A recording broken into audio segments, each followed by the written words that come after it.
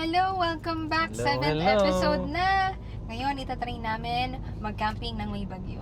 Diba? Yeah. Testing namin yung mga gears namin kung kaya niya ba itong bagyo na to or maiiyak kami sa may experience namin. Sana hindi Yan. maiyak. Kasi ngayon, sobrang dilim ngayon. So, sana yung mga naglakas loob mag-camping ngayong araw is safe tayong uuwi ulit, no? Oo naman. At sana mag-enjoy pa rin tayo kahit, ayun, alam mo, basa tayo, malakas yung hangin. Sana walang masira din ng mga gamit. Tama. At syempre, lalo na safe lahat, di ba? Yes. So, enjoy lang. Tapos, ingat. Kami talaga parang gusto lang namin i-try na may bagyo talaga eh. So, pupunta kami ngayon sa Vinewoods. Alam namin na marami ng mga YouTube videos dito at marami na rin nakapunta. Pero, gusto lang din namin i-try at bigyan kayo ng update kung ano nang itsura nito ngayon. So, samahan nyo kami. Tara! We live for the journey. BJ, BJ, on the go, go, go. BJ, BJ, on the go, go, go. BJ, BJ, on the go, go, go. BJ, BJ, on the go, oh, hey. Yada, yada, yada, yada, yada. Gusto namin mag-try ng camping ng naulan naman, no? So, sobrang galing ko. May listahan pa nga ako. May checklist pa ako ng mga dadalhin. At ang nalimot namin, ako pala, ang nalimot ko ay bedsheet, tapos kumot, tapos na rin kaming towel. Yes. So, titigil muna kami dito sa SM Nandito Center. kami ngayon sa SM Center ng Lemery. Para bumili nun. Diba? Ang super brainy, super talino. Ito pa lang, problem na. Sabi nga niya, may challenge itong camping namin na to talaga naman. Hindi lang ulan, pati yung paghahanap ng kumot. Lamig pa naman ngayon, sobrang ulan. Ingat kayo!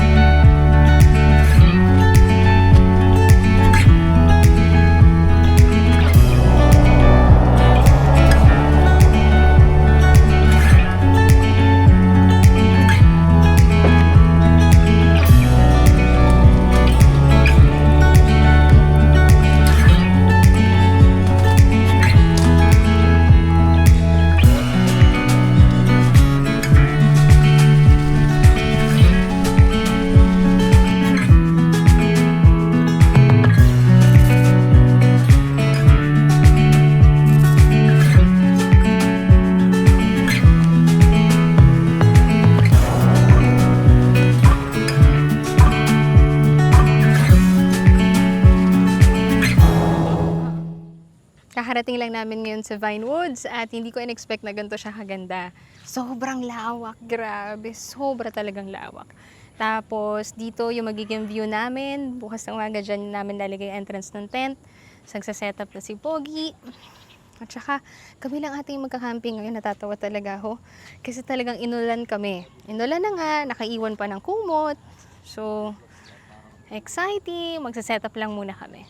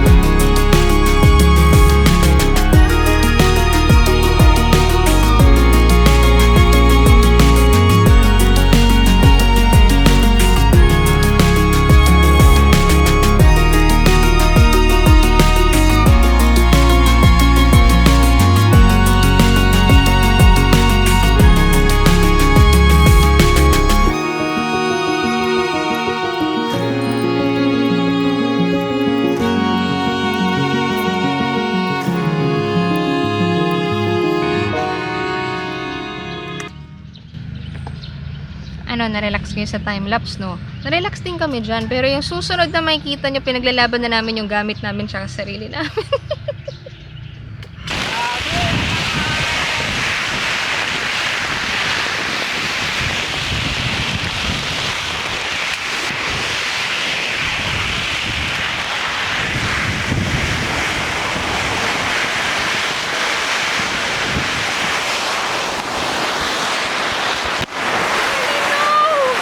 Okay lang ba to?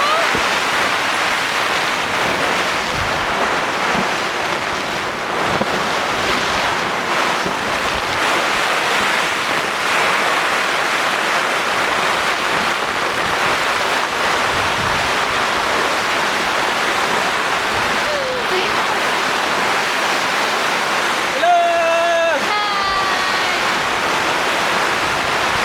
Wala, Daddy!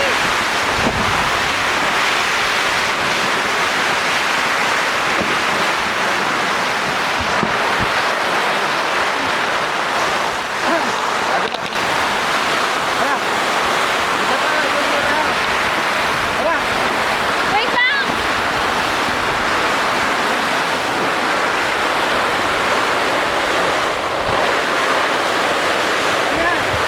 Andan yung phone ko sa loob!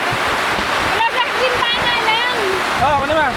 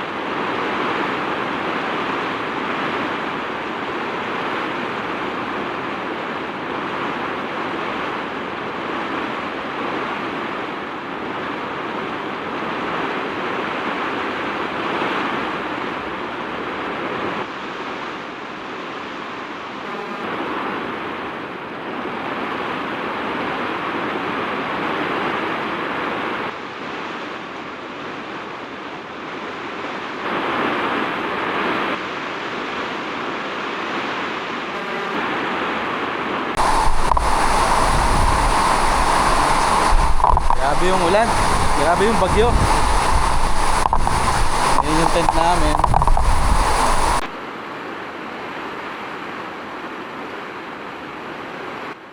At dito na nga kami nag-usap mag-asawa kung itutuloy pa ba namin na magsastay kami o hindi na. Nag-iisip pa nga kami kung dapat ba dito kami pumwesto o hindi.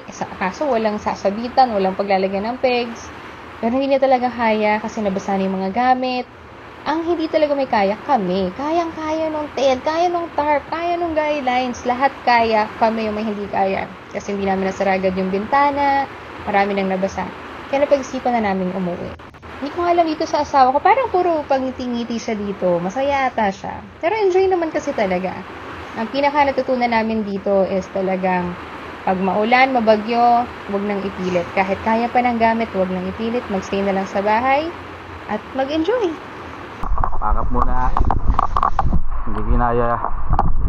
Hindi namin kinaya yung bagyo. Give up kami, tap up.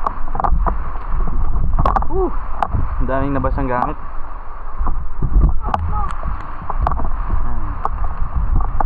Nakapakap na kami. Hindi nakapag-work. Kakatapos lang namin mag-setup kaso lumakas yung hangin.